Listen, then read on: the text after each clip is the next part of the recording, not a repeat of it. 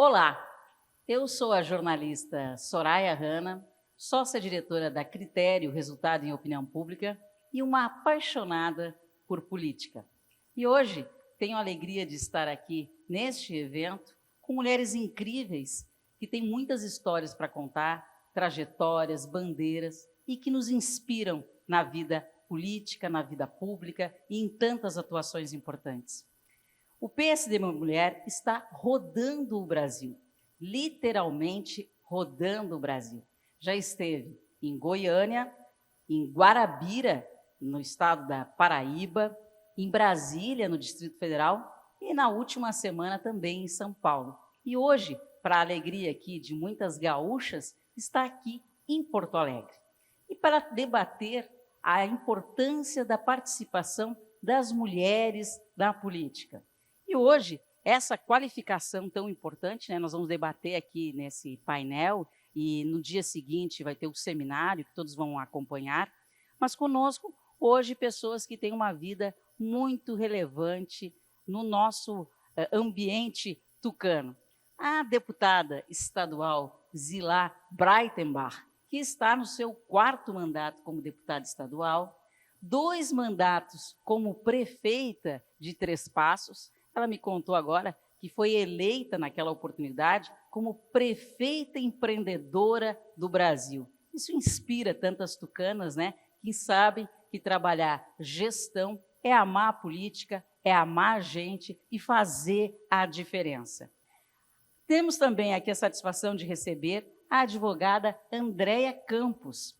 Andréia Campos, que também é conselheira da Ordem dos Advogados do Brasil, aqui do Rio Grande do Sul, da OAB. A Andréia é presidente do Tucanafro de Porto Alegre e peça importante também no PSD Mulher do Rio Grande do Sul. Muito bem-vinda. Recebemos aqui também, para completar o nosso time, a professora Ivana Genro, uma grande educadora que todos nós aqui temos muito carinho pelo seu trabalho de doação para a educação aqui no Rio Grande do Sul e especialmente na cidade de Porto Alegre. A Ivana, além do trabalho no PSDB Mulher, tem uma linda trajetória na educação. Ela já foi secretária adjunta de Educação no Estado e também em Porto Alegre. Que prazer tê-la aqui, Ivana, Zilá, Andréia. E vamos começar, falando dessa contextualização do que importa nessa iniciativa do PSDB Mulher. A gente quer realmente debater como a gente pode melhorar a forma da mulher participar, como a gente pode incentivar que mais mulheres participem desse processo, como a gente se qualifica. É esse o empenho do PSDB Mulher, é esse o mantra da nossa querida presidente do PSDB Mulher, Ieda Cruzius, que foi nossa governadora, tivemos a honra de ser liderados pela única governadora do Rio Grande do Sul eleita, que foi Ieda Cruzius, que é a presidente do PSDB Mulher Nacional. Então, nesse contexto, eu já queria começar falando sobre um pouquinho sobre a trajetória de vida, a militância de vocês. Eu gostaria de começar com a senhora, minha querida Zilá Breitenbach, que tem uma história tão bonita, e a gente estava conversando aqui antes, e ela nos contando, e conhece a Andréia desde criança, Então, tem tanta história bonita aqui para contar, o que inspira, por que fazer política. Conte um pouquinho da nossa história e vamos compartilhar, partilhar essa construção aqui com as tucanas do Brasil. Te cumprimentando, Soraya, cumprimentando a Andréia, essa menina que virou uma mulher que conquista espaços. A Ivana sempre defendendo não só a educação, mas a causa partidária também. É um prazer estar aqui falando com vocês. Conte um pouquinho, Zilá, como é que começou essa vida política, essa menina descendente aí de alemães, com esse sobrenome difícil, mas que as pessoas todas chamam de Zilá, que é Breitenbach. Difícil. Como é que começou isso lá em Três Passos? Aqui, quem conhece o Rio Grande do Sul, Três Passos fica no noroeste colonial, no norte do Rio Grande do Sul, uma cidade importante, um centro regional. E uma mulher, como é que uma mulher conseguiu esse destaque de ser prefeita, de ter essa voz, essa liderança e depois construir essa trajetória bonita política? Eu sempre aproveitei as oportunidades e eu sempre fui decisiva nas minhas respostas aos desafios. Então, eu comecei trabalhando com as comunidades, procurando organizar a população para que se apropriasse dos seus direitos e os seus conhecimentos na área da saúde. Eu não era nada da saúde, só que eu vi que haveriam mudanças e a população, quando ela não tem o conhecimento, ela não é cidadã. E nesse trabalho eu percebi que muitas coisas que a gente quer fazer, se tu não tem a resposta positiva nas tuas mãos, não acontece. Trabalhei muito com os conselhos de saúde no município e consegui, numa composição, me eleger prefeita. Fui vice-prefeita. Como vice-prefeita, tive uma trajetória curta, por questões que não cabe comentar, mas como prefeita eu fiz um trabalho realmente de gestão, planejamento, que eu considero fundamental, equipe sintonizada e envolvimento da população. A população tem que se comprometer junto, ela tem que ter o pertencimento daquilo que ela defende. E tive essa grande oportunidade, trabalhei a muitas mãos e aceitei os desafios, e Três Passos ficou escolhido entre os 5 municípios empreendedores pelo SEBRAE, pelas práticas, pelas posições, pelos projetos e pela possibilidade de gerar empregos e trabalhar com várias modalidades de trabalho, com vários cases que apresentamos, verdadeiros, sempre com metas e resultados. E isso fez com que, acabados os mandatos, aceitei mais um desafio. Concorre a deputada. A nossa região é uma região de menos densidade eleitoral e muitos partidos lá buscando seus votos. E eu fiz uma campanha muito forte, sempre pensando no desenvolvimento da comunidade. Se nós não temos as mínimas condições de desenvolver na área da infraestrutura, na área da educação, saúde, enfim, a região também não desenvolve. E a gente conseguiu, então, se eleger com essa bandeira. A minha bandeira era um pouco uma bandeira não comum às mulheres. Eu queria lutar pela infraestrutura. E veja você, Soraya, que levaram 4 mandatos para agora eu ter essa meta de uma ação na minha região executada, que é a construção de uma rodovia importante que liga 3 regiões no nosso estado. Então, a política, ela faz com que a gente se envolva. E eu sempre fui envolvida. Lá na campanha, já quando eu conheci a Andréa, a mãe dela e eu trabalhávamos no interior mobilizando mulheres. Veja que a minha trajetória com as mulheres vem de longo tempo. E essa mobilização não fez com que as mulheres crescessem na sua representação, mas a gente sempre procurou chamar primeiro as mulheres. Quando eu não me elegi, fiquei suplente, quando a Ieda se elegeu, ela disse, vem aqui me ajudar no segundo turno. Aceitei o desafio, vim a Porto Alegre e me dediquei. E quando a governadora assumiu o seu mandato, eu assumi o PSDB estadual. Trabalhei muito, busquei lideranças e eu anotei tudo que a gente fez naquele período, porque às vezes as pessoas esquecem como é governar e como é fazer um partido político crescer. E houve respeito, sim, ao partido político. Eu tenho as anotações, eu tenho toda a representação, eu tenho toda a dedicação que aquele governo teve.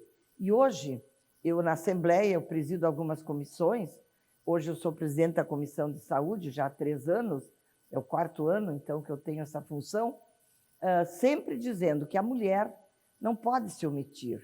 Se você espera que te chamem, vai demorar muito para essa resposta vir. Você precisa realmente aceitar os desafios no momento que eles aparecem. E eu nunca me detive só a temas que historicamente dizem que são femininos. E a gente sabe que, geralmente, nas prefeituras se escolhem as mulheres para cargos em saúde ou educação. Eu ousei também nisso quando prefeita. Uma mulher era a secretária de obras, uma engenheira, valorizar a mulher em outras profissões. E mostrei aos homens e à comunidade da minha região que a gente pode, sim, fazer política, cuidar da família, atender filhos e marido e levar o trabalho político adiante. O que não pode, e eu fico às vezes pensando, é você se omitir. Eu não vou concorrer, é difícil sim. Eu não vou concorrer porque eu não fui valorizada. Não, nem sempre nos valorizam. Vocês não podem temer a não valorização. A mulher tem que aceitar isso. Então, na minha trajetória, eu não olhei para os percalços do caminho. Eu sempre olhei para onde eu queria chegar. E eu queria colaborar com o meu Estado. E é o que eu estou fazendo até o dia de hoje. Muito bom, que lindo relato inspirador, né, da deputada estadual, que é presidente do PSDB, mulher aqui do Rio Grande do Sul, e que tem uma trajetória de conquistas, né, e de motivação. Ela mesmo nos contou aqui que no seu secretariado também ousou colocar mais mulheres, e isso é muito importante. A gente sabe, essa sociedade, né, como ela precisa avançar em tudo isso. E agora a gente vai conversar com a Andréia. A Andréia, que é presidente do Tucanapro, aqui de Porto Alegre, é uma advogada conceituada, que tem um trabalho muito rico de conhecimento. Ela estava nos contando aqui nos bastidores, né, que seu trabalho de conclusão de curso foi em cima da política e da comparação aí, do aproveitamento das mulheres na vida pública. Então, tem um conhecimento e tem muita trajetória que a gente tem que ouvir também para aprender, para partilhar. Contigo, conta um pouquinho dessa história, André. Tudo bom, Soraya? Deputadas lá, Ivana, que são minhas companheiras de partido, eu até nem gosto de usar muito o termo companheiras, mas elas são companheiras mesmo de partido. A minha trajetória, Soraya, ela começa assim, ó, na política, como a deputada Zilá falou, né?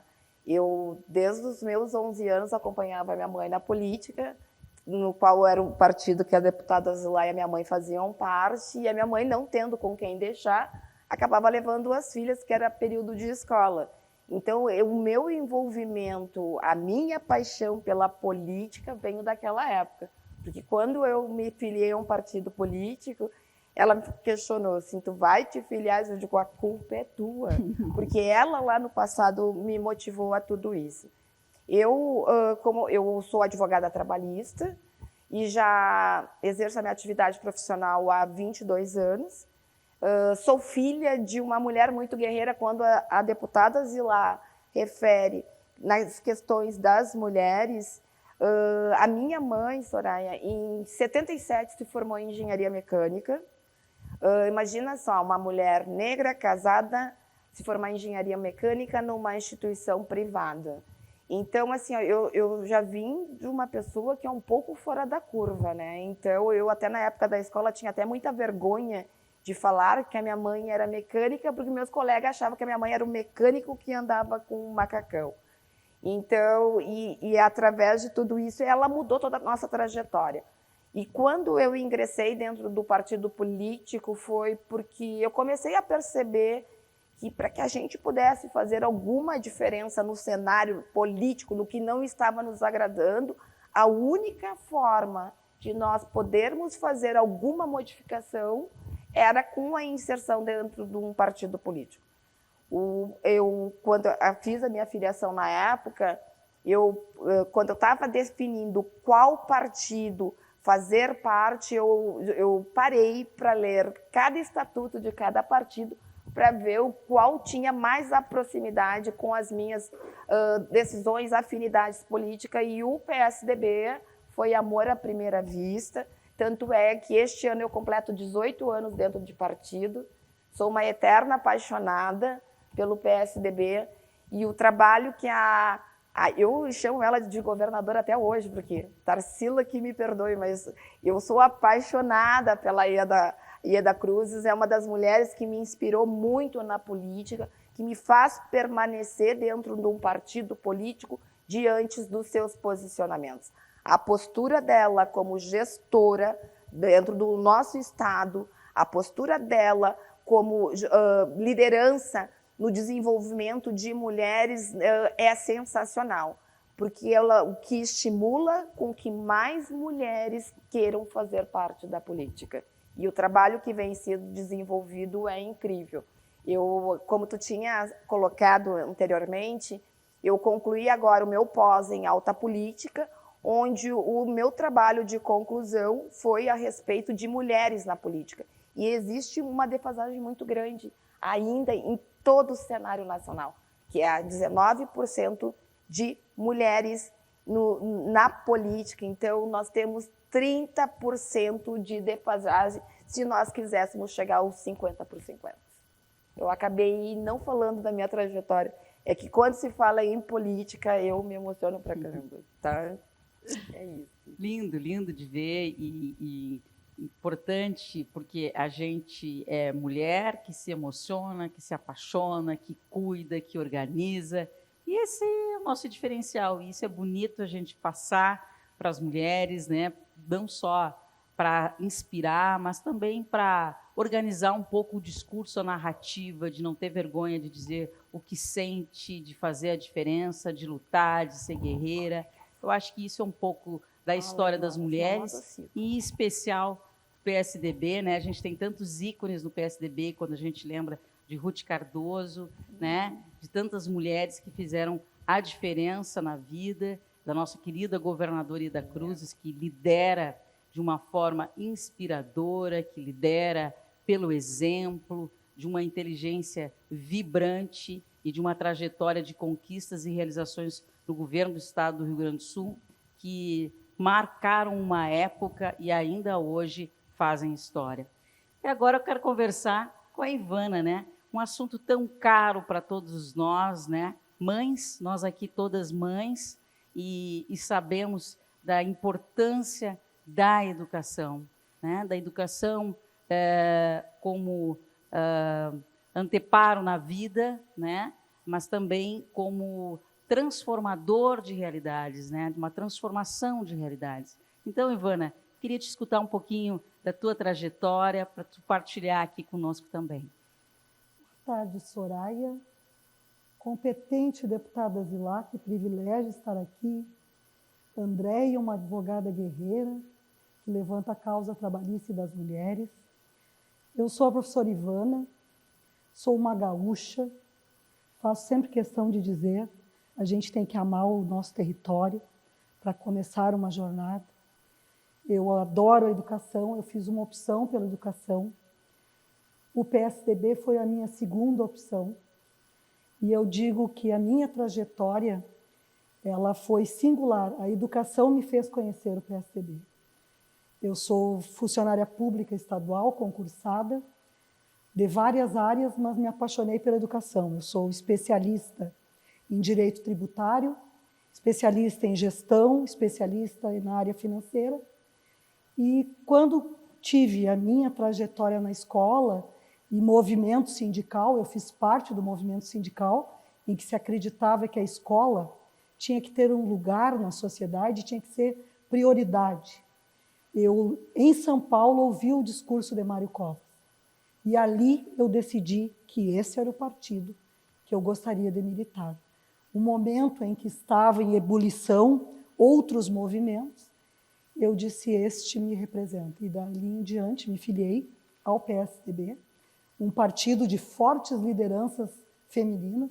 Tivemos uma governadora, um marco no Rio Grande do Sul, um estado que tem questões tradicionais, mas que legitimou a competência de uma mulher, uma gestora.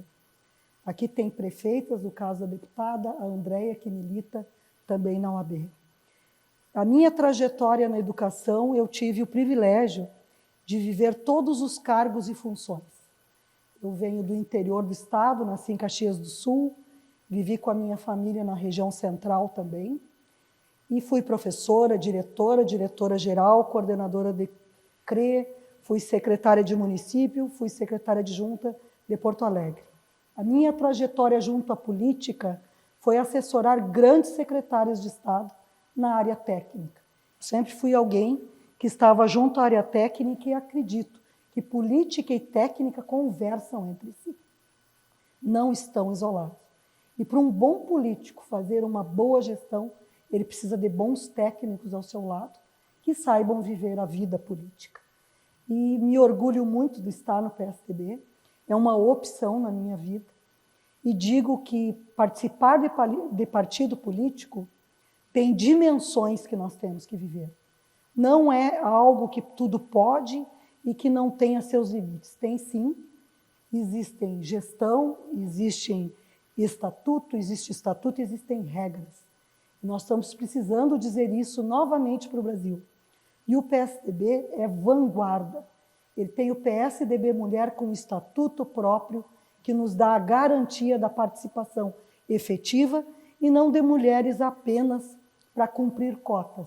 Infelizmente, o nosso país ainda precisa de cotas, mas nós estamos crescendo para ter representatividade. E não é por ser mulher, é por sermos competentes que nós vamos chegar a esses espaços. E a governadora mostrou aqui no Rio Grande do Sul. Se chegou governadora, pela sua competência, e fez um grande trabalho. E tivemos grandes secretários do PSDB, que hoje honram o Brasil e poderiam ser ministras, com certeza. Então, o PSDB é um partido de gestão e que faz diferença aonde ele governa. Obrigada, Ivana. E falando em gestão, o Rio Grande do Sul é governado pelo PSDB. A gente viu ao longo desse período muitos avanços aí, projetos, iniciativas, tem o Avançar, né, deputada? Esse projeto que a senhora colocou também sobre as estradas, né, de infraestrutura, melhorias, aí um trabalho forte também na área da saúde, de regularização de pagamentos, de atendimento aí também na relação com os hospitais. Teríamos inúmeros projetos e iniciativas para falar aqui do trabalho do PSDB no governo do Estado. Mas, mesmo assim, a gente sabe que os efeitos da pandemia foram devastadores, né? E que há uma reconstrução, tanto na educação, evasão escolar e tantos outros pontos, né, que ainda precisa. Tem muita gente, a gente vê hoje mais um problema social, de assistência social, de melhoria aí de programas. Então, eu acho que realmente essa pandemia deu uma bagunçada em todas essas iniciativas, porque realmente refletiu na história de vida de muitas pessoas. E política pública, a gente tem que estar sempre reavaliando, olhando, insistindo, trabalhando e conversando, articulando com a sociedade. Eu queria lhe ouvir, deputada, o que a senhora espera, né, a partir desse período, né, de retomada? O que a gente pode pensar aí para o Rio Grande do Sul? Para o Rio Grande do Sul, eu estou fazendo a minha parte, que é aprovar os projetos de reformas. Desde o governo Ieda, eu fiquei sempre buscando conhecimento de tudo que acontecia nas contas públicas, e a partir dali eu tenho uma lei, que é a lei da ficha limpa, uma lei estadual que tem a sua repercussão. E através das leis, eu tenho 30 leis aprovadas, que foram todas para a construção de um Rio Grande melhor. E não são só leis na área da educação, da área da saúde, mas leis também na área do desenvolvimento. É através de um trabalho meu que temos o programa de geração das energias renováveis, do biogás, do biometano, que está sendo um grande atrativo de investimentos e até do maior investimento que está chegando no Estado. É o debate de coisas maiores, e isso a mulher tem que fazer também. O que eu espero do Estado? Eu vejo que tem uma área que nós temos que realmente priorizar no próximo governo, não no papel, de fato na execução, que é a área da saúde, aliás, da educação. A saúde, o governador conseguiu zerar contas que haviam com as instituições, enfim. Mas como você quer projetar um Estado para o seu desenvolvimento se você não faz uma revolução na própria educação? Não é só discutir salário, não é só discutir programas ou equipamentos. Nós temos que reformular a forma como a gente coloca a educação. E o professor, ele tem condições para fazer isso. A Ivana, que foi secretária, sabe disso. Só que nós temos a impressão que a educação vem depois. E se você sai na rua, parece que esqueceram que a educação é fundamental. Você não consegue fazer nada, fazer mudanças, se não trabalha este item com mais força, com determinação. E na questão da saúde, eu estou defendendo como presidente da comissão ampliar, e isso para governo federal e estadual, o financiamento do SUS. Todos os mecanismos de diagnóstico evoluíram. Saiu do raio-x. Hoje temos equipamentos sofisticadíssimos, diagnósticos que custam caro. Estamos com o orçamento de financiamento do SUS há 10 anos atrás. Então, é uma luta que eu estou, junto com os meus deputados da comissão, montando um documento para levar a quem vai concorrer. Como é que vai fazer para dar condições de que realmente tenha o cidadão que não tem plano de saúde, o cidadão que você falou, com a pandemia, que perdeu o poder aquisitivo, como é que ele vai buscar esse atendimento? E também, a mesma coisa, eu me refiro à educação. E nós não teríamos que ter diferença entre educação pública e privada. Eu acho que ali começou a grande confusão. Eu acho que quem teria que ter opção de buscar a educação que quisesse seria a família, e teria que ter condições de escolher. Se nós não temos condições, nós temos que investir. E esse investimento é o sonho. Claro que o Estado avançou, temos 5 bilhões e 600, 700 milhões de investimentos acontecendo na área da infraestrutura, que é essencial para o desenvolvimento. E tem que se fazer as coisas de forma paralela. Não adianta você trabalhar a educação se você não tiver dinheiro. Então, a gestão é bem mais complexa.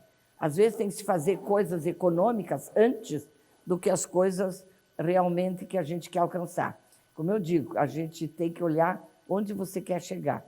E eu acho que agora, com o Estado não bem resolvido, porque tem muitas coisas a se fazer, tem muito mais a fazer, essa reforma que foi feita é o começo, a ponta do iceberg no Estado. Nós temos que dar continuidade a uma gestão responsável cada vez mais, para que a gente possa dizer, daqui a alguns anos, nós temos a educação que o povo gaúcho merece e que as crianças gaúchas merecem também. Falando em educação, vou dar uma puladinha aqui e lançar a pergunta para a Ivana, para falar que essa questão da educação, talvez o Brasil tenha pulado um pouco as prioridades, né? Ficou se discutindo nas últimas décadas muito a questão da universidade, era universidade para cá, universidade para lá, quando não se discutia o ensino fundamental, a base, né?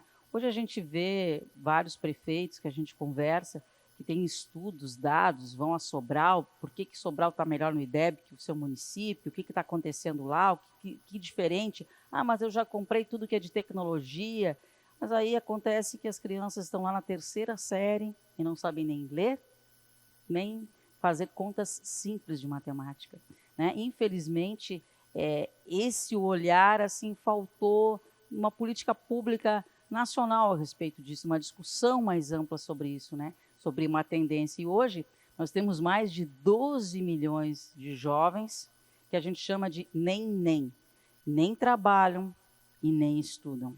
E isso é muito grave. Queria conversar um pouco, Ivana, um pouco da tua perspectiva como conhecedora, né? Já que a deputada Zilá trouxe a questão da educação, tua perspectiva aqui com o futuro, o que a gente tem hoje, o que pode mudar, qual é a tua avaliação de como é que pode ser mudado essa situação? Esse cenário que nós hoje vivemos, pós-pandemia, uma pandemia que atingiu a todos nós, das mais diversas formas. Eu digo que a maior especialização que eu possa ter feito foi estar secretária adjunta, as escolas fecharam e nós tínhamos que continuar fazendo educação. Era algo inimaginável. Nem os filmes de ficção poderiam relatar o que é sentar numa secretaria, as pessoas adoecendo, e nós trabalhando e achando formatos rápidos, porque não se tinha tempo e precisava manter uma escola que não era institucionalizada através de tecnologia. Teve muito trabalho. O Rio Grande do Sul, na pandemia, 45% das famílias gaúchas perderam 50% da renda. Na Secretaria da Educação do Rio Grande do Sul, nós tínhamos mais ou menos 1.000 pais retirando filhos da escola privada pela perda total da renda, tanto do pai quanto da mãe. Então foi um desafio imenso e um amor imenso das pessoas que se dedicaram. Eu quero dizer que a pandemia ela foi muito triste para a sociedade, mas ela criou grandes avanços tecnológicos. E eu quero dizer que eles não bastam, mas eles são parte de um processo. Educação é preciso algumas dimensões para serem trabalhadas. Quando veio a pandemia, tivemos que ter aulas online, o desafio da internet para os alunos, dos aparelhos que pudessem conectar, que eram de celulares a locais em associações no interior do estado. Tinha aluno no meio da lavoura que o pai fez uma barraca e as pessoas conectavam. Então, houve boa vontade de toda a sociedade. Mas a gente achava que a pandemia ia ser rápida e ela não foi. Então, foi tendo que acontecer mecanismos, e aí veio a saúde, criando os protocolos sanitários, e a gente voltando nos momentos que era permitido, e também avançando até hoje, estarmos com a vacina, e isso nós temos que comemorar. É ciência, a vacina é ciência, e nós podemos voltar a esse relativo normal. Só queria, pegando um pouco esse gancho, né, da vacina, importante falar também do trabalho da liderança do governador de São Paulo, né, na época João Dória, hoje pré-candidato do PSDB, pela coragem de insistir e trabalhar em relação à vacina, o que foi muito positivo e provocou que todos os demais, né, trabalhassem para que isso acontecesse no Brasil e se tornasse uma realidade. E só fazer essa referência, porque hoje fica fácil a gente fazer críticas se fechou antes, se fechou, abriu depois, o que aconteceu, mas teve um determinado momento que foi preciso ter coragem. E o então governador de São Paulo, João Dória, teve muita coragem. Muito bem relatado, e nós precisamos reconhecer esses avanços e essas soluções que hoje nos permitem estar aqui, que nem isso poderíamos. Eu quero dizer também que a educação, eu vou dar um dado do Todos pela Educação. Em 2021, crianças de 6 e 7 anos, aproximadamente 40,8% não leem. É um dado impactante.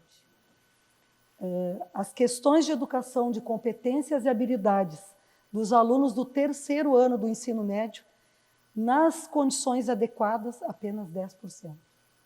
Então, nós temos um caminho longo e a deputada está correta e foi muito feliz ao dizer que a educação precisa ser prioridade.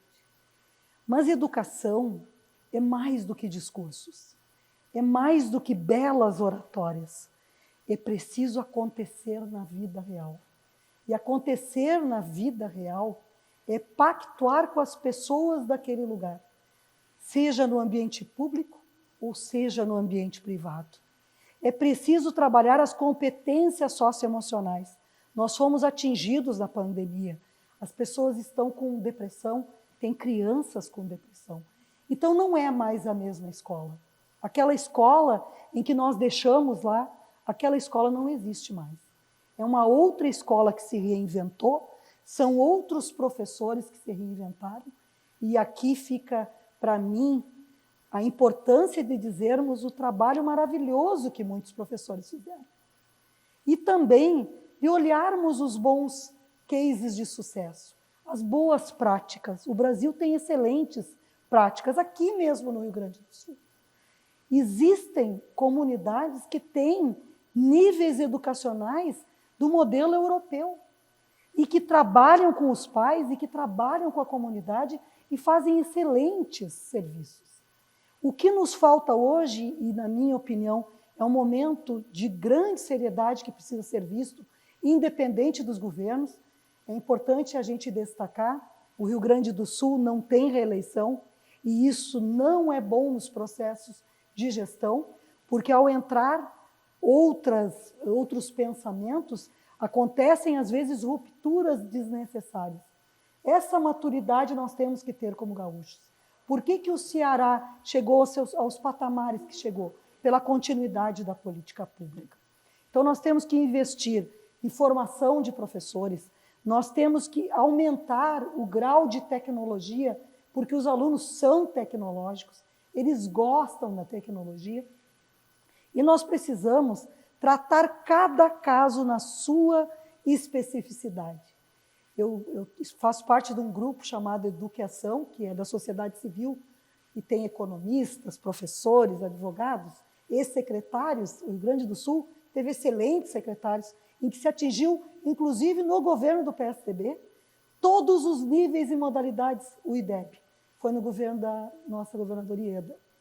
Eu hoje trabalho no governo do PSDB, hoje faço parte da Casa Civil do governo do Estado, com o secretário Arthur, secretário Paulo, e sou uma observadora também, porque a educação, ela continua na nossa vida. E o que eu quero dizer? Educação, e aqui é uma analogia, ela não é programa de Masterchef, em que se colocam umas pessoas, se distribui uma receita, que às vezes dá certo, às vezes dá errado, às vezes agrada no sabor, às vezes não agrada. Educação são pessoas. Os bons exemplos e os bons cases, nós temos que customizar naquelas comunidades, ou potencializar as boas práticas. Então, falar em educação é muito mais do que conhecimento. É cidadania, é lugar na sociedade, é ter o direito de ser o que quer, é diminuir desigualdades, e a pandemia aprofundou essas desigualdades.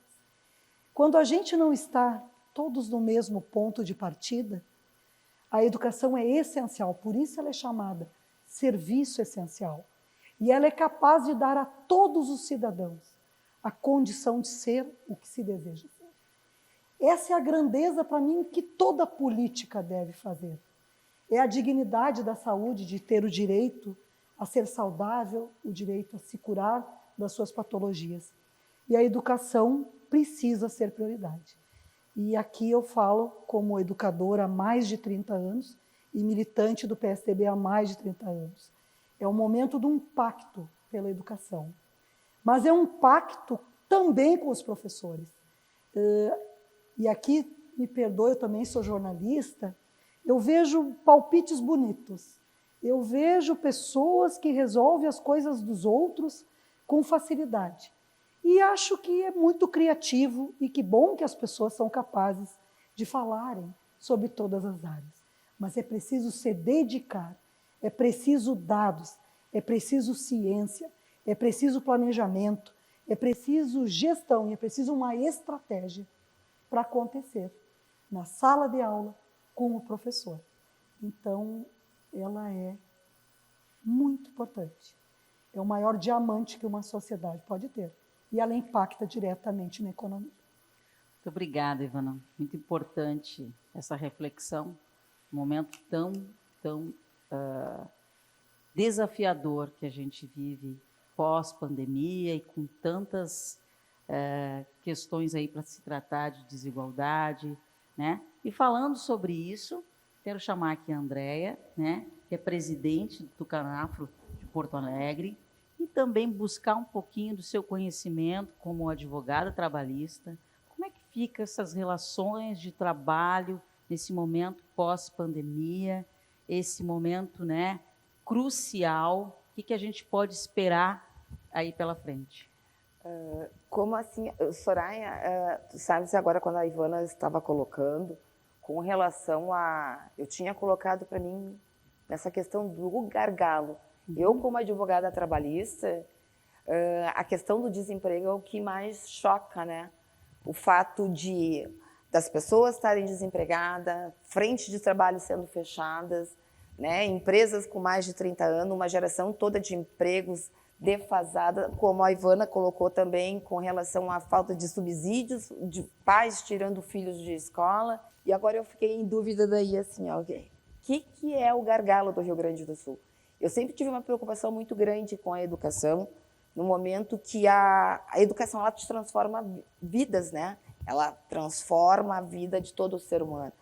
E aí, ouvindo a deputada Zilá, ouvindo a professora Ivana falar dos déficits que aconteceram com essa situação toda da educação referente à pandemia, hoje eu tenho até a minha dúvida, o que seria um dos maiores gargalos?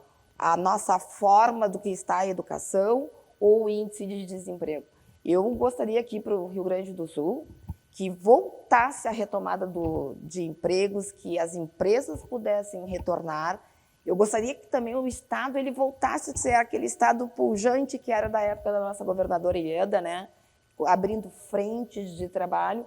E como advogada trabalhista, eu pude observar assim, ó, é muito triste que a situação desses 2 anos que nós tivemos de pandemia, dos trabalhos no mercado de trabalho, trabalhos sendo sucateados, as pessoas se sujeitando ao subemprego, né? Então, assim, essa semana mesmo eu participei de uma perícia que ainda estão ocorrendo no meio virtual.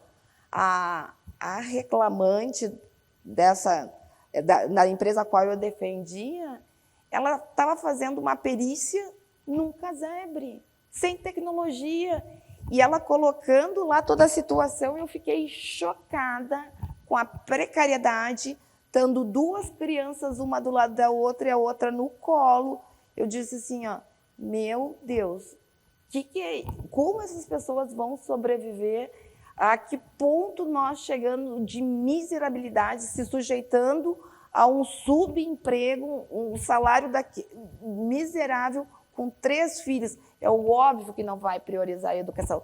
E quando a gente começa a visualizar isso daí, a impressão que eu tenho parece que aquelas pessoas se designaram somente para aquele tipo de vida. Então, assim, essa questão toda de valorizar a educação, valorizar, fazer com que o Estado volte a empreender, porque o cidadão trabalhando, tendo educação, ele transforma toda a sua vida, né? Então, eu acho que eu fugi um pouco do contexto, porque eu acho que eu fico filosofando um pouco. Eu acho que o que eu queria de mundo ideal e é o que se deseja para dentro do nosso Estado, né? Eu sou gaúcha, então há 52 anos, então eu gostaria de ver o meu Estado realmente retornando o que ele era. Só para puxar um pouquinho a questão do Tucanafro, para falar um pouquinho mais também do trabalho de vocês, fugi. Acho que é importante para a gente partilhar. Eu fugi, tá. A questão do Tucanafro, assim, ó, em Porto Alegre, a gente sempre assim, ó, trabalhou no combate ao preconceito racial, tá? Nós, em Porto Alegre, nós tínhamos uma visão um pouco diferenciada, porque a gente sabe que existe o preconceito, mas determinadas abordagens não era o que nós queríamos. O nosso tipo de trabalho em Porto Alegre, Soraya, era assim, ó, de mostrar os potenciais daquelas pessoas.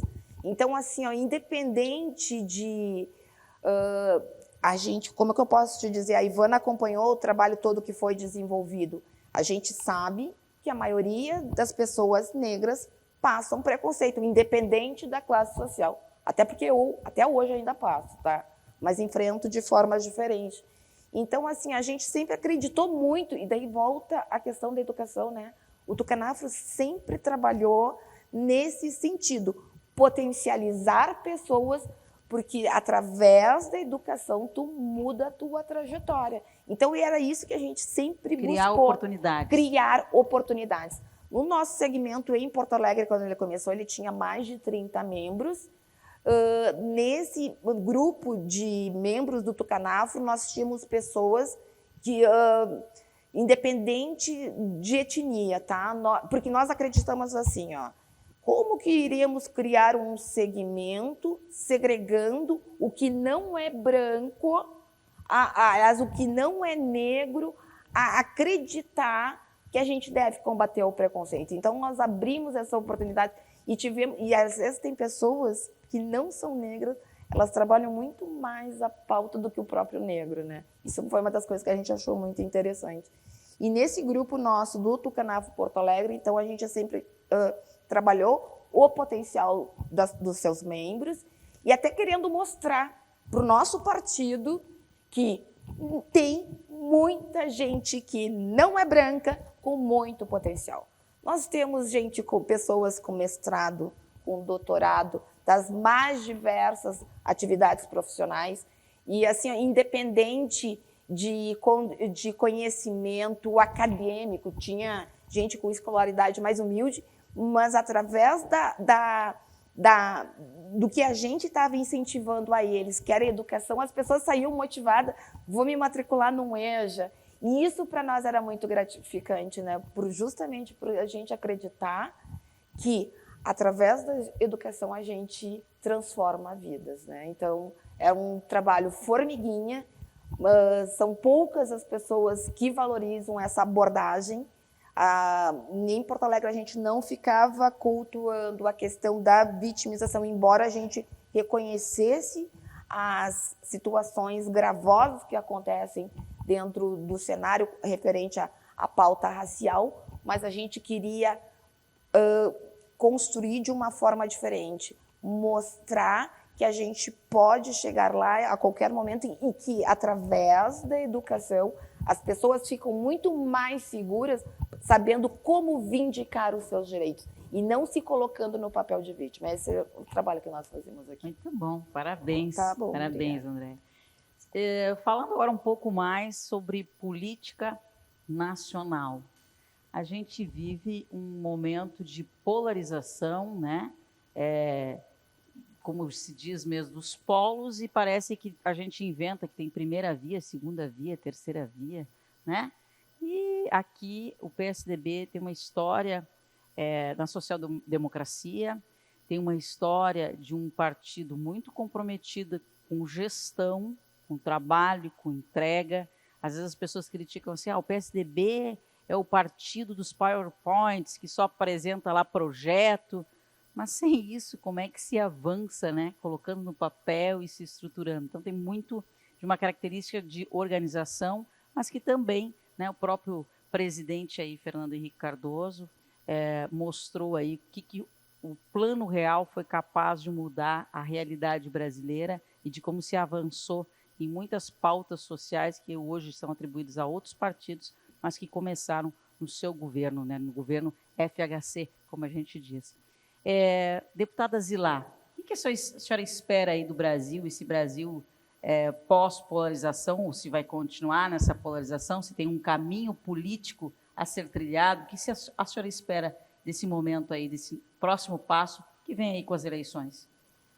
Eu espero que haja uma terceira via e que essa terceira via realmente tenha um nome. O nome do nosso partido é do João Dória, que tenha um nome que possa ser competitivo, porque senão nós continuaremos com essa polarização que já faz um pouco da história da política no Brasil. E daí eu volto à educação. Quanto mais o povo é desinformado, mais ele se sujeita a ações eleitoreiras. E realmente tem pobre que só é visto em época de eleição, quando lá vão, visitam, tiram fotos e prometem resolver as suas questões. Eu acho que o que eu espero do Brasil é mais justiça social, que depois da pandemia a gente tenha certeza que nós tenhamos políticas para o desenvolvimento econômico do país. Nós hoje estamos vivendo um período que voltou à inflação e não é bom, depois de uma pandemia com restrição econômica de renda, ainda terem que enfrentar uma inflação. Eu espero também que os candidatos não fiquem uns contra os outros, de forma bem simples, que se estabeleçam políticas públicas, que se discuta o futuro do nosso país. E a gente vê que se perde muito tempo em debate político, não olhando para o cidadão que já nem está aí para a política, porque perguntam para a gente, mas o que vai resolver minha vida? Eu vou ter que trabalhar, vou ter que aceitar todas as imposições que vêm, se sobe juro eu tenho que aceitar, se eu tenho emprego eu tenho que aceitar aquele que vem. Então, eu acho que é isso que tem que se trabalhar, mais políticas públicas, políticas que possam fazer com que o Brasil realmente cresça. O Brasil, eu acredito que é um país que ele tem grandes potencialidades. A questão da energia limpa é uma das potencialidades, está avançando muito. Nós descobrimos minas agora há pouco de potássio, que nós poderemos competir com os insumos que estão encarecendo. Nós temos condições, como país, de sermos praticamente autossuficientes e produzir alimentos para o mundo. Então, essa questão de termos grandes centros produtores de proteína animal, termos grandes exportações nessa área, precisa que se desenvolvam outras frentes que possibilitem o trabalho para o cidadão. E nós acreditamos que o Brasil é um país diferente, é um país tranquilo, é um país que se desrespeita, mas é um país que tem uma boa forma de vida. Nós vivemos bem, e daí vão dizer, e eu que não tenho comida dentro de casa. E é isso que eu quero afirmar. Nós precisamos, não através de planos que ofereçam recursos, mas que realmente coloquem o cidadão numa linha que ele tenha direito, que o cidadão tem de cidadania mesmo, de ter o seu trabalho. Porque à medida que você dá incentivos daqui, incentivos dali, você desanima até muitos que querem trabalhar. E nós tem desemprego, e é uma situação que eu estou aqui confusa, que nem André esteve, que tem desemprego e tem empresas que não estão achando mão de obra para trabalhar.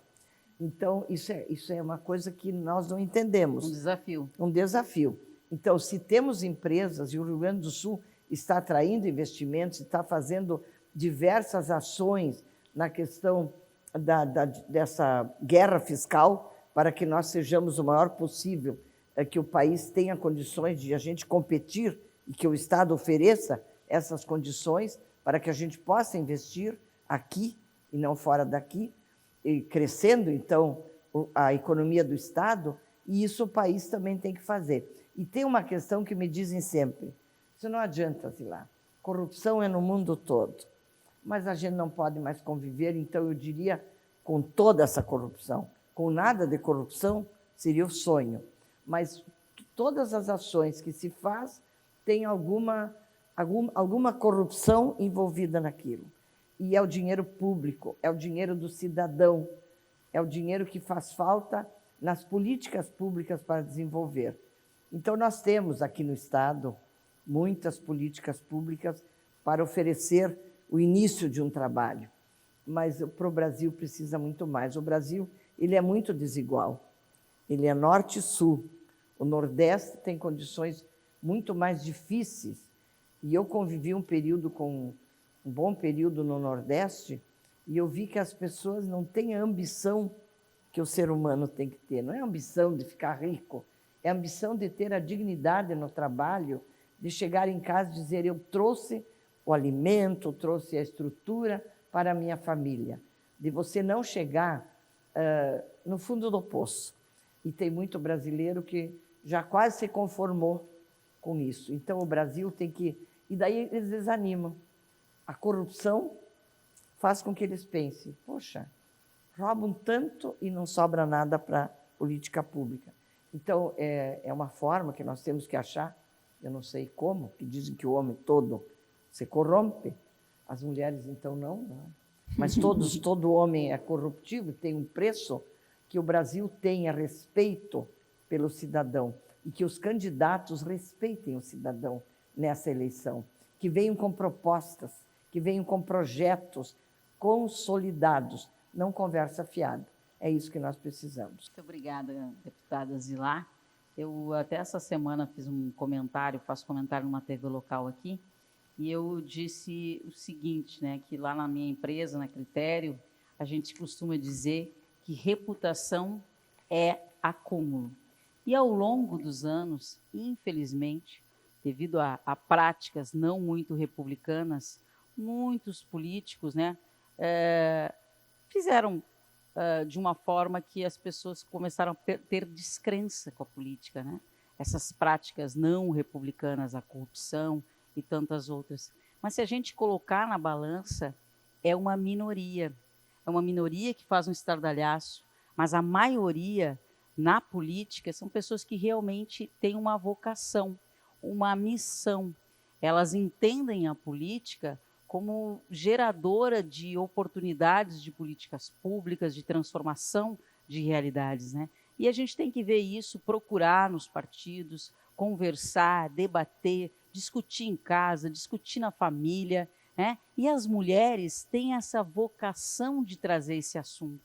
Eu acho que é uma oportunidade para as nossas mulheres tucanas, né, buscarem isso, terem formas de trazer esse assunto no seu bairro, na sua sociedade, né, no seu clube de mães, na sua escola, no seu clube esportivo, né, na sua comunidade lá do interior, na conversa do chimarrão, como a gente diz aqui no Rio Grande do Sul. Eu acho que é importante. Eu queria ouvir um pouco da história da Andréia. Como é que as mulheres podem trazer mais esse assunto para a gente também tentar transformar e entender que tem mais gente boa na política e que essas práticas nocivas não podem trazer esse desânimo, né? Porque quando não se participa da política, a gente abre espaço para que os ruins participem dela. Então é importante que os bons possam fazer parte e transformar. Olha, Soraya, eu vou repetir uma frase que eu ouvi do meu professor, que também foi vice-governador, né, Ivana, o Vicente Bogo, no meu pós em alta política, que ele diz assim, ó, quanto maior a ignorância, maior a sujeição. Ou seja, as mulheres não podem se tornar ignorantes, e quando eu digo não ser ignorante, não é só no sentido acadêmico. Nós não podemos ser ignorantes na política, na sociedade. As mulheres elas têm que entenderem que elas têm que aprenderem a serem mais participativas para que possam ver essa modificação. Né? Quando eu participo das sessões dentro do pleno da OAB, é tão bom ver colegas se impondo e até de forma mais incisiva do que os próprios colegas. Eu acho assim, ó, quem dera, né, que todo o nosso cenário político, a própria Assembleia Legislativa tivesse esse nível equilibrado, né, porque somos poucas ainda, não só no Brasil, mas como dentro do Estado, e eu acho que estaria mais coeso todo o discurso em busca dessa situação. Então, acho que as mulheres elas têm que aprenderem a botar, como é que se coloca a expressão, colocar a boca no trombone, ou a boca, como seria? A boca no trombone. A boca no trombone mesmo, porque através, acho que da gente, dentro de um partido, a gente consegue fazer essas mudanças. Isso aí, muito bom. É dentro do partido, é por dentro mesmo, é discutindo, é partilhando, é participando de processos como esse, que é encabeçado aqui pelo PSDB Mulher, que a gente pode realmente avançar. Ivana, e qual é a tua expectativa aí para esse Brasil, dentro dessa polarização que a gente falou? O que a gente pode avançar, o que pode mudar? Qual é o teu sentimento? Eu quero acrescentar ao que já foi dito. Primeiro, que é preciso entender o Brasil num conjunto de estados e Distrito Federal. Eu não posso falar no Brasil sem falar no Rio Grande do Sul. Então, aqui no Rio Grande do Sul, nós avançamos em política pública no governo do PSDB, hoje com o governador Ranolfo, pagando os servidores em dias. Nós tínhamos um déficit em que nem o salário o servidor conseguia receber. Em contrapartida, nós temos um agronegócio potente, o segundo maior do Brasil, que não deixou faltar comida na mesa de nenhum brasileiro. Então, essa dicotomia entre Estado e sociedade civil é preciso ser avaliada para se enxergar um país. E a gente começa deixando grande um país, organizando o teu Estado, fazendo políticas que precisam ser replicadas no país, unindo o agronegócio com o executivo, e aqui a deputada Zilá e a Andréia bem colocaram, que tem limites institucionais, que se trabalha com lei anticorrupção e que também não aceita assassinato de reputações, porque o poder pelo poder é perigoso também. Muitas vezes, pessoas líderes são detidas por assassinatos de reputação. Então, esta democracia que estamos construindo, é preciso equilíbrio. E o equilíbrio se dá quando o cidadão elege boas pessoas, bons representantes. Não é o mais simpático, não é o mais falante, não é o mais bonito, é alguém que seja capaz de mudar a vida das pessoas, mudar a vida, que já tenha um legado onde ele já fez a sua tarefa, a sua gestão. Nós precisamos crescer muito em democracia. E a polarização, e a Andréia muito bem trouxe aqui, nós das humanas entendemos, é a ignorância. Mas não é a ignorância sob a forma de senso comum de que não sabe, mas de que ignora, de não compreender. E aí estão os processos das questões que são legítimas e importantes. São os serviços essenciais de Estado. E quando eu falo isso, o Estado não pode se omitir. Ele tem que ter uma educação pública de qualidade para todas as pessoas, pública e privada, para todos uma boa educação. Eu tenho que ter um Estado seguro, que as pessoas possam sair. O Rio Grande do Sul melhorou muito os seus índices de segurança. Hoje o governador era secretário de segurança.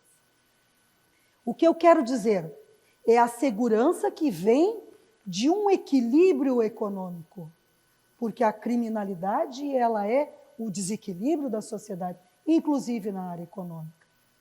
E um Estado, para deixar de ser polarizado, ele precisa valorizar os seus nativos. Nós temos que ter orgulho de sermos brasileiros. Nós temos que ter orgulho dos gaúchos. Nós temos que ter orgulho das mulheres que participam e fazem a boa política. E tem que dizer a boa política, porque hoje nós temos exemplos que não são uma boa política. Pode ser para alguns, e, enfim, não vamos entrar em méritos.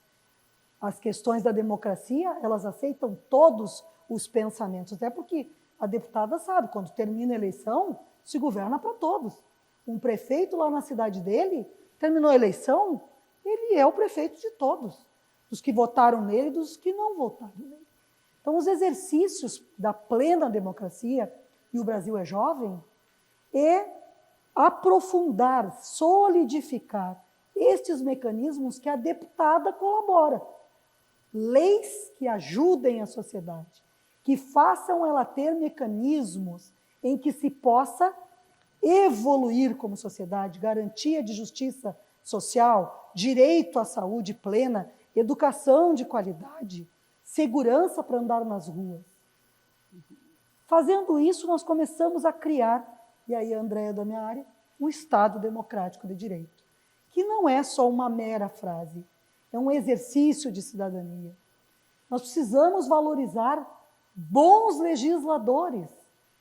Hoje nós estamos num padrão que nivela pelos maus legisladores, que não são bons exemplos.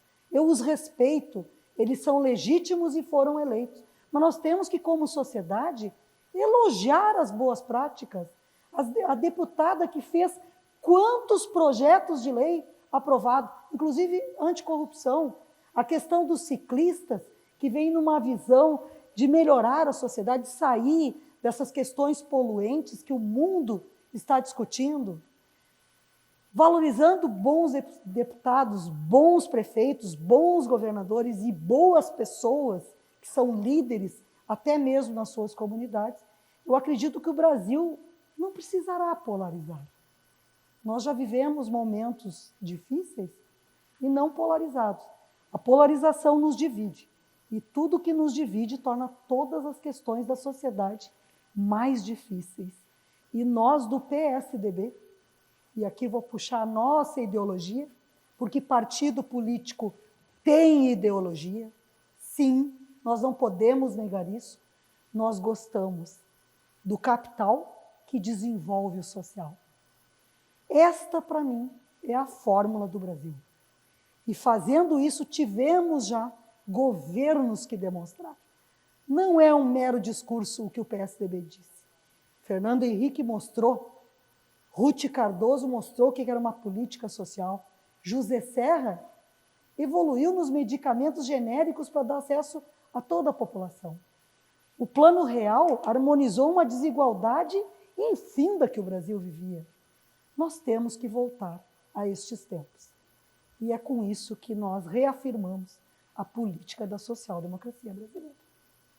Muito obrigada, tão importante todos esses aspectos levantados aqui pela Ivana, né?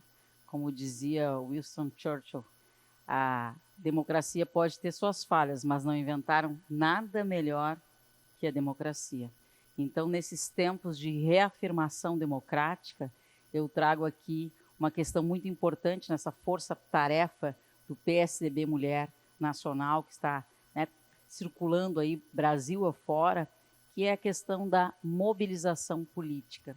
Queria lhe ouvir, deputada Zilá, quais são essas bandeiras que a gente pode elencar para realmente fortalecer essa mobilização, fazer com que isso se amplie, né, e mostre a diferença nos resultados também eleitorais deste ano.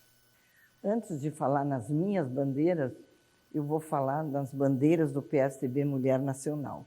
E se nós estamos aqui, hoje, podendo debater, podendo construir, conseguindo quem nos defenda a nível nacional, que nos defenda na Executiva Nacional, que nos dê apoio como mulheres, nós temos que agradecer, enaltecer a Ieda Cruzes, porque ela não tem necessidade de estar nesta posição.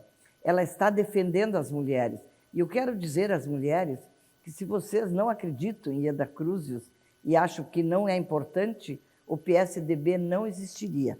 Quem conhece o trabalho, o esforço para lá na Executiva Nacional comprar brigas fortes pela nossa posição como mulheres, pelos nossos direitos num partido político, é a Ieda Cruzes. E quando se estabeleceram as cotas, eu acho que isso é discriminatório, porque logo os homens, não sei por que cargas d'água, disseram que 70% eram deles.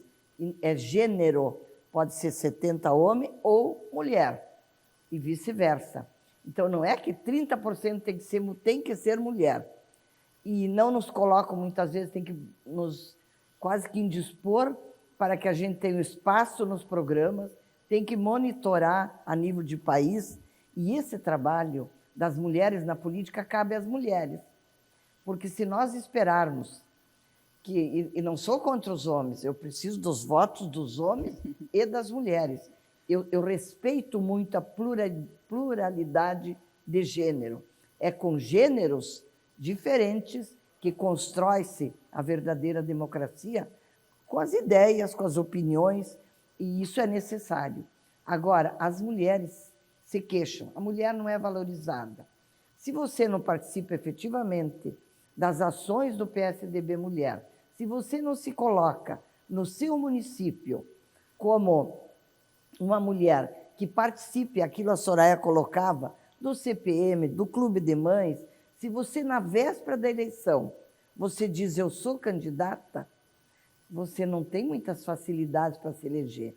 Qual é a sua história? Qual é o seu trabalho?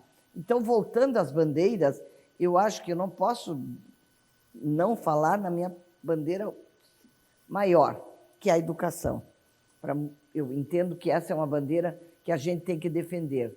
Mas também o desenvolvimento econômico, nós temos que procurar também trabalhar para isso, e por isso as nossas leis também são nesse sentido.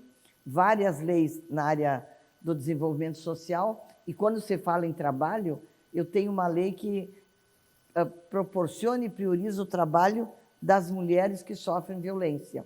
Porque como é que a mulher vai se libertar do agressor se ela não tem a mínima formação, muitas vezes, não por culpa dela, pela história da vida, pelas condições, de se qualificar para competir no emprego e poder dizer, olha, eu estou te deixando, porque eu posso sustentar meus filhos. Eu não preciso apanhar para que isso aconteça. Então, isso é importante, que as mulheres comecem a valorizar as políticas de mulheres, as políticas que tornem a nossa vida mais igualitária na sociedade. Porque não sou eu que digo isso, quando se fala em salários que são menores. E ontem ainda confirmou, nós somos, numa pesquisa, 53% de mulheres. E a mulher fica muito temerosa. Às vezes falam que a gente discute, que a gente não aceita. Eu sou contestadora, sim. Contestadora pelos direitos de todos, mas não quero que as mulheres percam os seus direitos, que elas têm condições.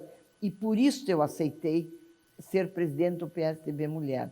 Eu sou uma pessoa simples de vida. Cargos não me enaltecem.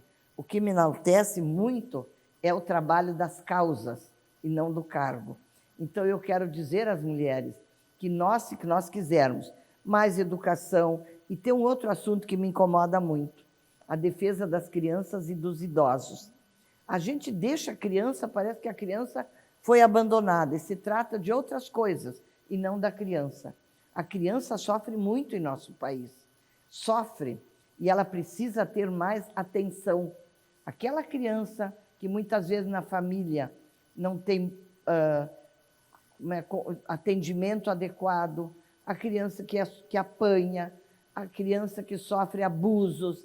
Cadê essa nossa preocupação com essas crianças? Deputada, desculpa interromper, mas eu achei, lembrando de uma questão muito importante, a senhora está falando das mulheres, e a senhora tem um trabalho muito dedicado a mães especiais, que são aquelas mães, né, de crianças portadoras, né, com síndrome de Down, com outras doenças. A senhora tem um trabalho muito efetivo junto às APAES. Eu acho que é importante também a senhora contar essa trajetória, porque a senhora é uma liderança, uma referência nesse cuidado.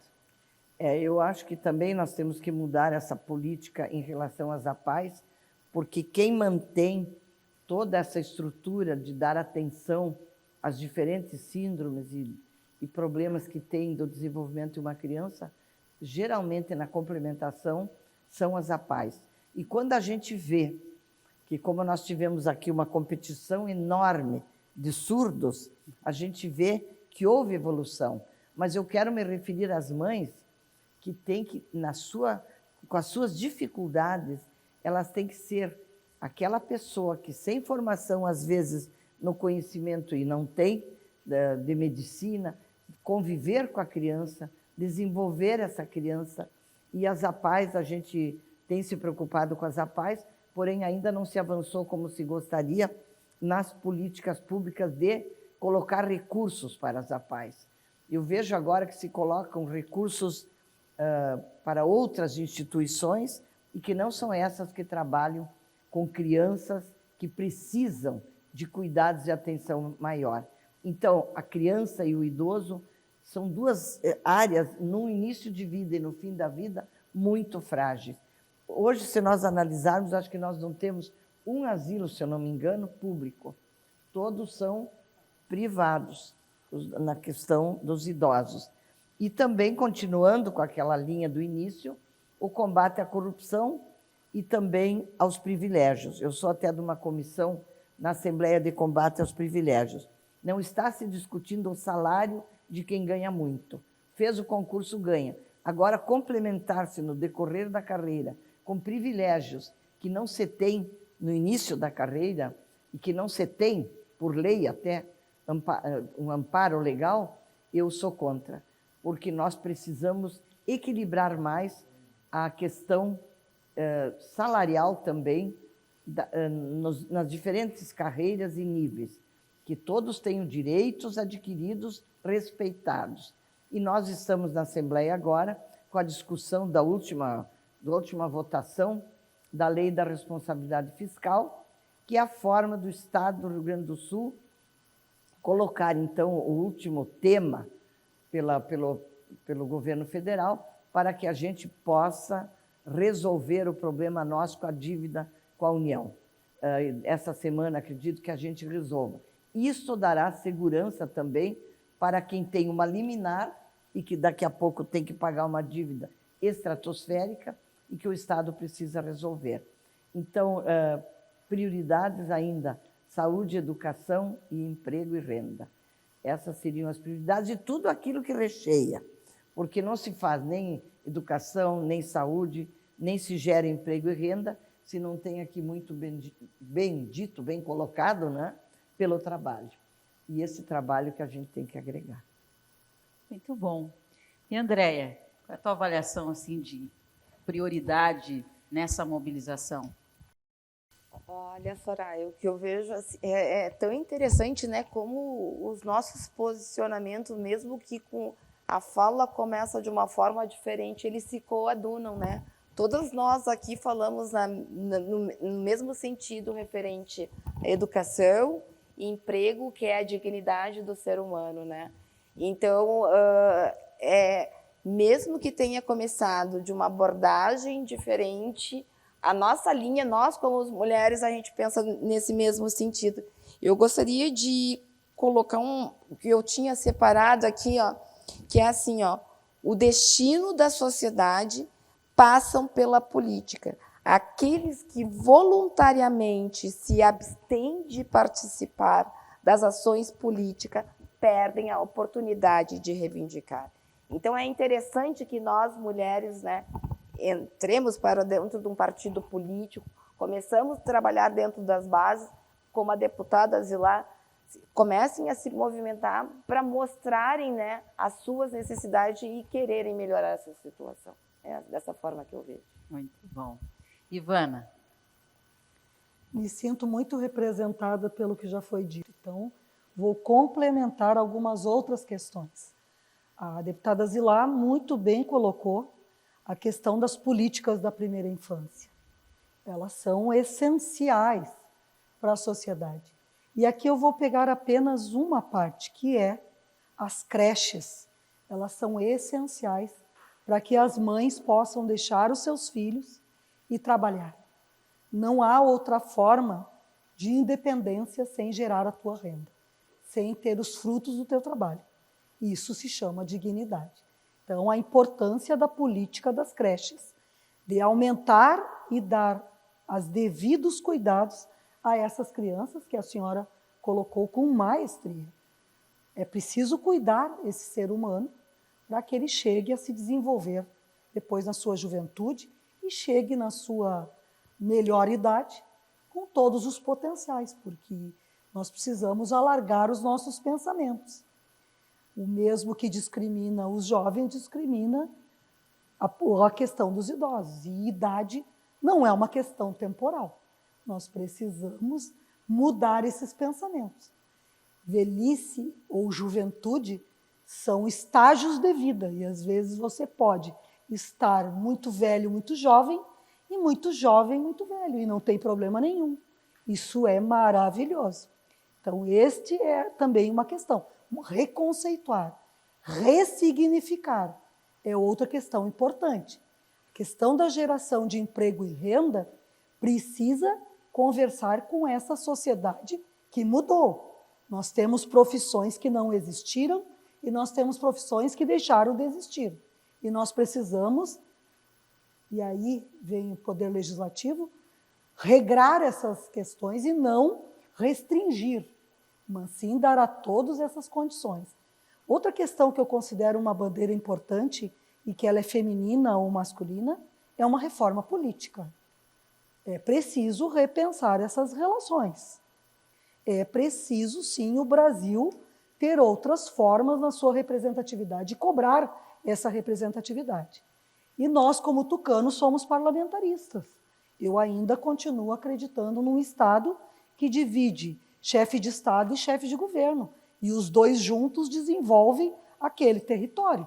Esse é o princípio nosso da social-democracia, e a deputada aqui muito bem falou, desenvolvendo mecanismos para que as receitas públicas sejam bem gastas, sejam do cidadão e tenham o seu devido controle.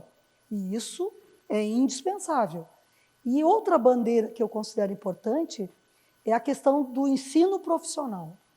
Dar aos jovens uma nova dimensão de ensino médio em que ele comece a conversar com a profissão que ele deseja seguir. E pode para muitos parecer fácil, mas não é. Tu escolher uma profissão é algo muito complexo, porque você precisa se conhecer. E às vezes, vivendo numa sociedade, a gente tem as dimensões da família e não as nossas próprias preferências. Então, o ensino médio precisa conversar com esta realidade que está aí.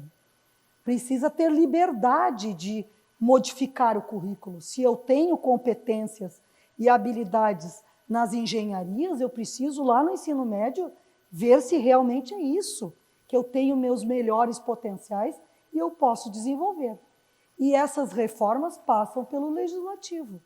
Essas reformas passam pela Câmara e o Senado e o Congresso Nacional. E é claro que a legitimidade de quem governa o país é ver essas diferenças e acompanhar, colocando bons representantes que hajam na sociedade, que façam... O PSDB tem uma... Aqui no Rio Grande do Sul ele diz assim, mudar a vida real das pessoas. E eu gosto disso. Tem que fazer políticas, ações e discursos que mudem a vida real das pessoas. Muito bom. Transformar, né? Mudar a vida real das pessoas. Eu acho que esse é o principal, assim, é um princípio para ser trilhado, né? E vocês aqui são mentoras, né? Para inspirar tanta gente. A gente fala da montanha, subir na montanha e fazer essa trilha. A mentoria tem esse trabalho de deixar essa trilha para que mais e mais mulheres possam avançar e fazer essa diferença. E a gente está chegando aqui no final do painel e a gente discutiu tantas ideias aqui, trouxe tantos caminhos para serem desenvolvidos. Eu tenho só que agradecer essa participação, mas eu queria ouvir de vocês, antes da gente concluir, um recado, aquele recado assim, direto, ao ponto, para cada mulher, para cada homem, para cada cidadão, cidadã que está nos ouvindo agora nesse painel, nos vendo, né, participando. Qual é o recado que é preciso ser dito nesse momento tão especial que a gente vive no país, né, um momento de decisão, o que no fundo do coração essas mulheres incríveis aqui, que têm trajetórias tão importantes, que mostram tanta grandeza de luta, de batalha, né? O que vocês podem nos dizer, dar essa dica, esse recado especial às mulheres que são mães, que no próximo domingo, né, vão comemorar junto aos seus filhos o Dia das Mães? Eu queria pedir agora para nossa mãe e avó de 8, mãe de 5, né? Qual é o recado que a senhora pode nos contar aqui, dizer do fundo do coração, que a senhora acha que pode fazer a diferença, né? A gente, quando ouve alguém com sabedoria, a gente para e pensa 2 vezes. Então, vamos ver um pouco da sua sabedoria. Eu diria que, Soraya, aqui nesse painel estão mulheres que não façam o que eu digo, mas eu não faço. Nós fazemos política, trabalhamos pelas mudanças e fazemos no cotidiano do nosso trabalho aquilo que nós queremos que aconteça em nosso estado e em nosso país. Às vezes eu fico pensando, o que eu vou dizer às mulheres? Eu estou nesse mandato de presidente do PSDB Mulher, tentando convencer as mulheres que participar da política é importante. Como fazer isso? Como fazer com que as mulheres se envolvam mais? Existem as decepções na caminhada. Concorri, não consegui resultado, não fui convidada para cargo nenhum. A política é uma caminhada. Eu tenho projetos, o projeto do Biodigestor, que meu nome quase virou esse, eu trabalhei 5 anos fazendo reuniões, construindo, buscando para ter uma resposta.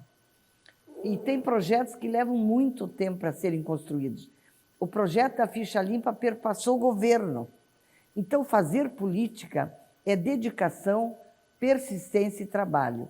E eu queria dizer às mulheres gaúchas que vocês têm, sim, um tempo para a política. O tempo que vocês discutem com a família, que vocês conversam das dificuldades do dia a dia. Isso é política. E vocês têm que extrapolar esse trabalho que fazem muitas vezes dentro de casa.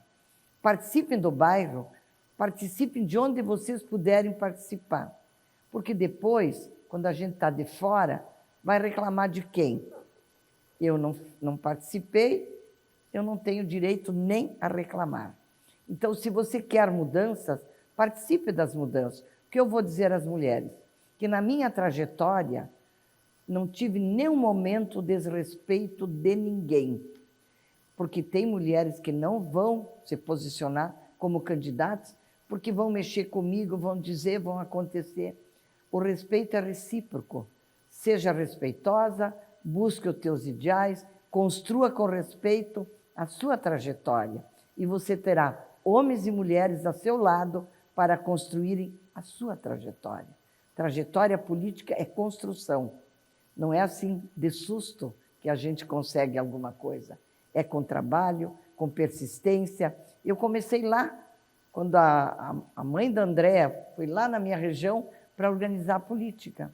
E desde lá eu venho lutando e acreditando que eu posso fazer mudanças e eu as fiz. Por isso eu digo para as mulheres, não desanimem, venham juntas. Este é um ano decisivo para o Brasil e para o Estado. Aproveitem essa oportunidade de fazer as mudanças. Eu quero isso, eu quero aquilo. Vamos analisar os nossos candidatos. O PSDB tem candidato a presidente da República.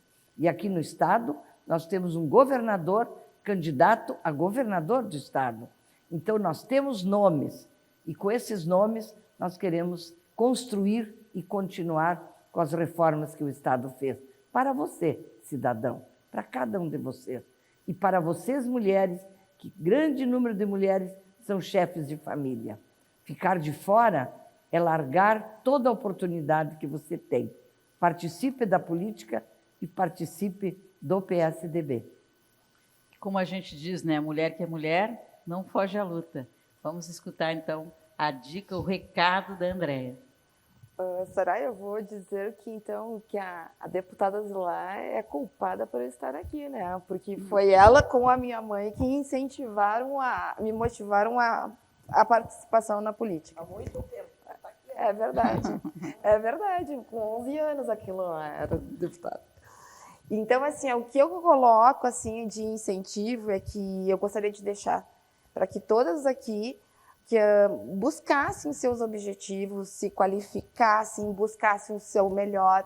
Nós como as mulheres, precisamos ocupar os nossos espaços dentro do partido político, em cargos da direção do partido, no parlamento, na executiva. Se faz necessário a presença de nós, mulheres, para que nós possamos fazer as modificações que nós entendemos necessárias. É isso. Muito bom, muito bom. Ivana, o Eu teu tô recadinho sempre final. Na pior parte. Depois de toda essa maravilha, Não. eu tenho Para de que jogar confete na tirar a gente. criatividade para continuar. Ela joga confete. Então, eu quero dizer que, primeiro, Soraya, deputada Zilá, Andréia, eu me sinto representada por vocês. A gente, como mulher, que bom ouvir pessoas inspiradoras. E a gente se emocionar com isso. Reavaliar a vida da gente. Isso é importante. Então, eu quero dizer que o recado é não desista. Por mais difícil que possa estar, não desista. Segundo, tenha coerência ética. Porque o exemplo, ele arrasta. O exemplo arrasta. E aqui tem pessoas que estão dando grandes exemplos. Então, mesmo que vocês não falassem, e nem o exemplo, ele arrasta, estaria sido dado o recado da mesma forma. Então, eu quero dizer que esse momento vai ficar para sempre na minha vida, como o da deputada, da Andréia, da Soraya, porque nós compartilhamos a essência de mulheres que acreditam principalmente em política. E a política, se a coerência arrasta, a política transforma. Então... Muito bem. Eu vou pedir aqui, porque eu vi aqui um gesto tão genuíno, tão bonito. Eu vou pedir para o nosso fotógrafo aqui fazer uma foto, porque foi um momento assim muito emotivo entre todas as participantes que se deram as mãos. E eu acho que é isso que o Brasil, que o Rio Grande precisa. Que mais também. Mulheres se deem, né, as mãos para fazer a diferença no nosso Brasil e no nosso Rio Grande do Sul.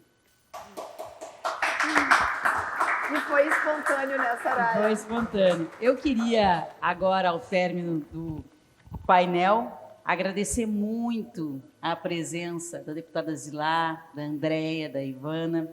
E este é o PSDB Mulher. Em nome da nossa presidente, Ieda Forato Cruzius, a nossa governadora, né, que é inspiração para todas as mulheres, para além das mulheres do PSDB, pelo pioneirismo como governadora, pela sua liderança, pela seu senso de construção e de visão humana. Quem conhece Ieda Cruzius sabe que, além de uma grande economista, ela tem uma capacidade humana, uma capacidade de olhar através de projetos onde aquilo vai fazer a diferença na vida das pessoas, né? Então, eu acho muito importante destacar esse poder transformador das mulheres tucanas. Fica a dica aqui para acompanhar outros debates e conteúdos do PSDB Mulher e da Força Tarefa Eleições 2022 no site psdb-mulher.org.br. Muito, muito obrigada.